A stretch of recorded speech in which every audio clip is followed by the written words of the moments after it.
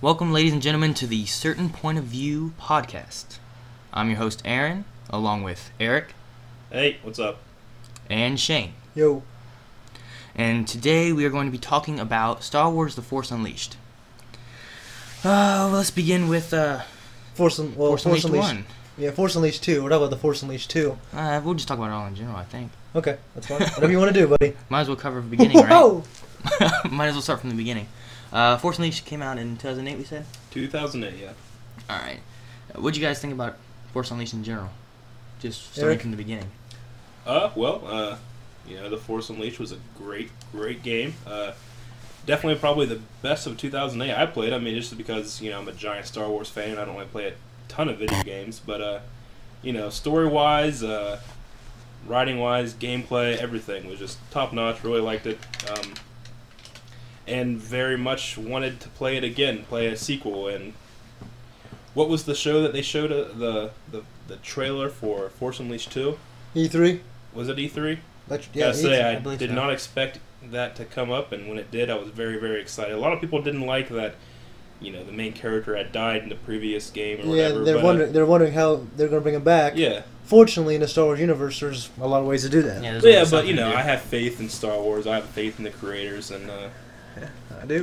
They if they're going to do it, they're going to do it well. So anyway, I was very excited to hear a sequel being made, and that's what we're going to talk about today. Yeah. So. Well, it was surprising to see, especially after watching how The Force Unleashed 1 basically ended kind of how like A New Hope did. Yeah. And, it was just like by itself for the most part. Yeah. Shane, what did you think? Well, I mean, I agree with Eric mostly. Force Unleashed, when I played in 2008, it was definitely one of the best Star Wars games I played. And I played KOTOR and Battlefront. I didn't play Jedi Outcast. Yeah, the Jedi Knight series. Yeah, I didn't play that. Which is, it's based off Dark Forces, which is the original. I'm a big gamer. I've played a lot of games. I don't know if it's the best game I played, 2008. But, when I look at, all the movies, the comics, the books, the story of Starkiller is definitely one of my favorite stories in the whole Star Wars saga. I'm talking about the movies, I'm talking about the multimedia, I'm talking about comics, everything. It's great, just like The Force Unleashed 1, it's kind of like Episode 4, it stands very well on its own. Mm-hmm. It's just this big epic story, and just kind of like Episode 4, it could have ended. They didn't need a big empire, but they did. It was great. Thank God they did. Yeah, thank God. Yeah, thank George. They did. Yes, thank you. They didn't need to make Force Unleashed 2. It still would have worked really well, but they did. I think it works real well. And you know what? I'm unbelievably excited. We'll get to how the Force Unleashed 2 ends, but I'm excited. I'm pumped for another one already. I want more. Yeah. When I played Force Unleashed 1, I wasn't expecting quite what happened. I was expecting more of like you were Vader's lackey, basically. You were his apprentice, kind of doing his biddings. Yeah, I didn't hear much about the game. I mean, I heard all the stuff about the game's technology, the 3 physics engine it was using. I mean, I was hoping it was going to be a good story. I love Star Wars stories. That's why I played the game, because it's a story in the Star Wars universe. And that's definitely something that they were trying to sell to you. It was just how much of an achievement this new game engine was going to be, just how well it was going to play. Which, and it was I great. feel like it delivered. Yeah, I thought it was really good. Sure. I thought the targeting system got kind of wonky, and the camera screwed me over a few times. The part where you had to bring down about 2/3 of the way through the game, you had to bring down that big Star Destroyer. Yeah. Yeah. That didn't work very well for half the people. It worked well for me, but I heard that it really didn't work well for some people. Some people had Eric, I problems remember with you it. called me. It was a little frustrating. Because sometimes the joysticks, they did the opposite of what you wanted to do. But they didn't do it for me. And then you'd finally feel like you're really getting you just started to really bring that thing down, and then TIE fighters would come out of nowhere. You gotta grab them, throw them into each other, Freaking and then by the time you destroy them all, the Star Destroyer has righted itself, and I'd just be mad, and I just lightning I them. start crying and things like that. Yeah, you could lightning them and kill them call just me. fast. Yeah. It's terrible.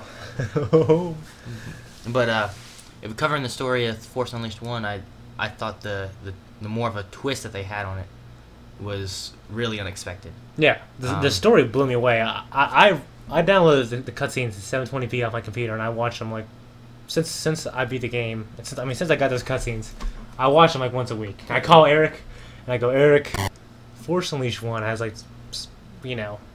good deep, dark story. You know, it's one of my favorite stories. He's like, I know Shane. It's great. And it's neat. It's not like he calls me in the afternoon, like at 2 o'clock, when he's like, oh, I like video games. Let me watch this. No, it's usually about 4 a.m. when when he has just finished playing games and he's about ready to settle in. He's like, you know what? I bet you Eric is sleeping. I'm gonna call him. Talk to him about this. Yeah, I just, you know, like I really felt like when I was playing The Force Unleashed.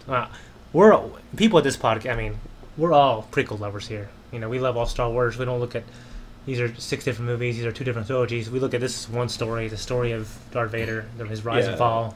We're definitely, you know, we are Star Wars fans. We were at the age where, you know, when the prequels came out, we were kids. You know, we didn't have bad movies. We just had movies we watched, movies we didn't. You know, yeah. And the prequels were just the movies we watched all the time because they were so great. And now that I'm older, you know, I still love them. You know, 3 came out when I was 17. You know, me and all half my class and half the class ahead of me, the senior class, you know, we all saw it at midnight and loved it. You know, and you know, that's the first movie I saw with my future wife.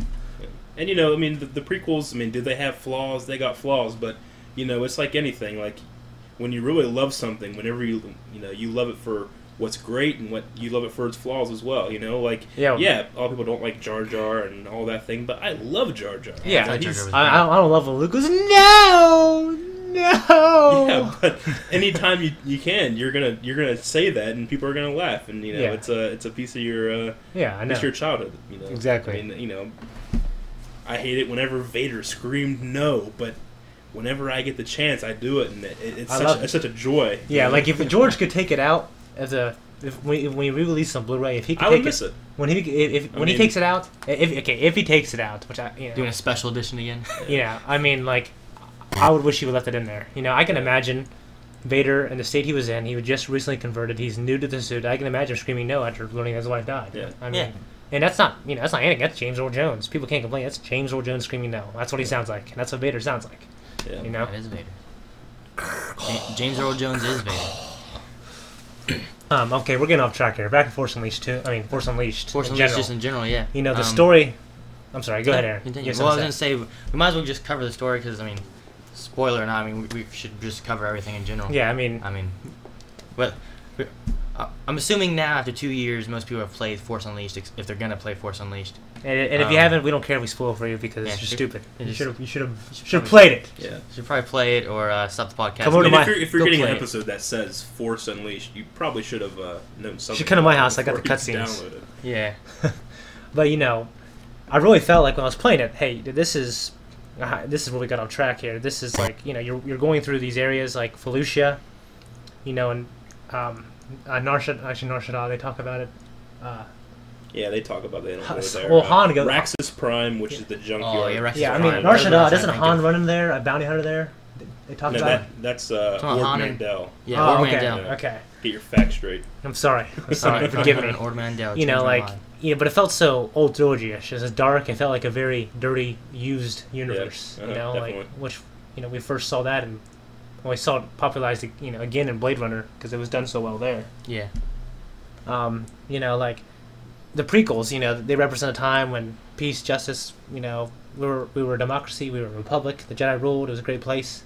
It was nice, clean. Generally, you know, from the movie's point of view, it was, you know, we saw Coruscant. It was nice and clean. Mm-hmm. Then we get to the original trilogy, and it's the very dirty, used universe, black and white colors. You know, and it's, you know, I really felt like it combined both those elements greatly. Yeah. I thought it bridged it so well. You know. Well, what do you think about? I mean, you know, obviously it looks like Star Wars, it feels like Star Wars, but there's a big difference in the fact that this is the Force Unleashed. This is the Force that. This is like we've never seen the Force used like this. Hey, I mean, you know, that's a good one. I mean, did you whenever you first saw that, did you like that? Did you think that, oh, maybe that will take away from the movies and the powers they have? You know. I'll tell you what. I mean, Aaron, do you have anything to say for it? I'm gonna go along. I mean, as far as them taking away from the movies, no, I didn't believe they took away from the movies. No. But as far as gameplay, I thought it was really fun. Just using Force lightning as much as you want, and like Force pushing this, grabbing these guys. You know, I thought just like the idea of just unleashing, you know, everything he has as far as the Force was just great. Yeah, it does, but it does kind of give. It makes a lot of people angry in the fact that Starkiller, our hero from these games, seems to appear far more powerful than supposedly stronger than like Anakin. The Chosen One, than the Palpatine, Emperor. than Luke. The son of the Chosen One. I'll tell you what. He's doing powers that we've never seen. Yoda, before. Mace Windu, yada yada. I'll tell you that's I want to get to that part in a minute because that bothers me a little bit, but I can accept the fact, hey, there's trillions of people in this galaxy. This guy, he was son of a Jedi. Yeah. Obviously, he's going to have high midi-chlorian count. He was trained by And Darth He was, Vader. he was trained by the Chosen One. You know what I mean? I mean, this guy... And if Palpatine exists, Palpatine is just he's not a Chosen One. He's not some part of some prophecy. He is just a Force user that his master found and trained. I mean, if a Sith can become that powerful just through training, through all that, then if you find somebody that has a lot of potential, like Vader did, he recognized that. Especially at the age that he found him at, too. I mean, when we first see him, he rips the lightsaber out of Darth Vader's hand. We never seen that before. You have to assume that Vader always has some kind of Force awareness to, and protection around him. That's why Jedi never just turn each other's sabers off to the Force. Yeah. But at such a young age, Starkiller was able to rip it out of Darth Vader's hand. A sin amongst a lot of people. No kid should be able to do that. That's Darth Vader. Yeah. Yeah, I know what you're saying. Like, back what you said earlier, Palpatine, like, I definitely don't think he's just some Sith. I think the Sith, each you would think that each generation is more powerful than the previous generation. That's part of the rule of two.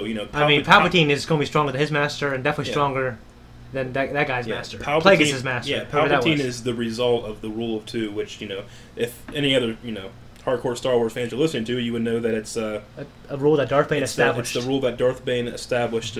He saw that the Sith, when there were many, they were using the dark side. They were thinning it out. Aaron. Yeah, Aaron. Huh? Do you know who Darth Bane is, Aaron? Yeah. Who is he, Aaron? He's a bad guy. You don't know. He's a Sith. Okay, well, he's one of the Sith Lords. Drew K. Krypton, whatever his name is. I don't know, just Drew K. He's the writer of Knights of the Old Republic. I was say he was involved in. Okay, and he wrote the Darth Bane trilogy, and if you guys didn't read it, it's great. But he didn't make up this. Darth Bane has been around since, I think the comic was Jedi versus Sith. The idea of the rule of two has been around. Yoda talks about it in Episode 1. Yeah. But just to get to the point, the idea is that the reason Palpatine is so strong is because a master got very strong and found his apprentice, and the only way that the apprentice could become master if he was stronger than that master. So the idea is that the Sith are always growing; they're always becoming more powerful. They're waiting; they're biding their time to get revenge on the Jedi. Mm-hmm. What was I talking about before this? We were talking about why is Starkiller seemingly out of nowhere. No, you're talking. Well, first what you said was the Force powers. Like, how do you feel like the way the Force is represented in that game? Like their idea. Of and the it's Force. not just Starkiller using the Force like that. Everybody. Yeah, like you see Vader do it in the Vader level. Beginning, you see, it's assumed that Palpatine can do that too. Yeah. I don't know. Like, in the game, you when gotta fight Palpatine, you see like what kind of powers Palpatine has. But in the game, whenever a Force user dies, they don't just die; they explode. It's a giant blue energy, which is kind of reminiscent of Palpatine dying in Episode 6. But there's thought maybe that's just Palpatine's lightning Yoda's hut hitting stuff. Jedi just it just disappeared. This is a real tree's gone. I'll tell you what, like when I read the books. Like, in the way they talk about the Force and, like, the things they do.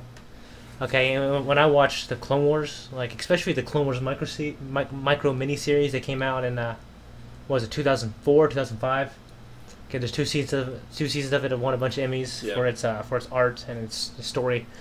The way that Force is represented in that, what I do really is, my idea of the Force isn't exactly what they do in the movies.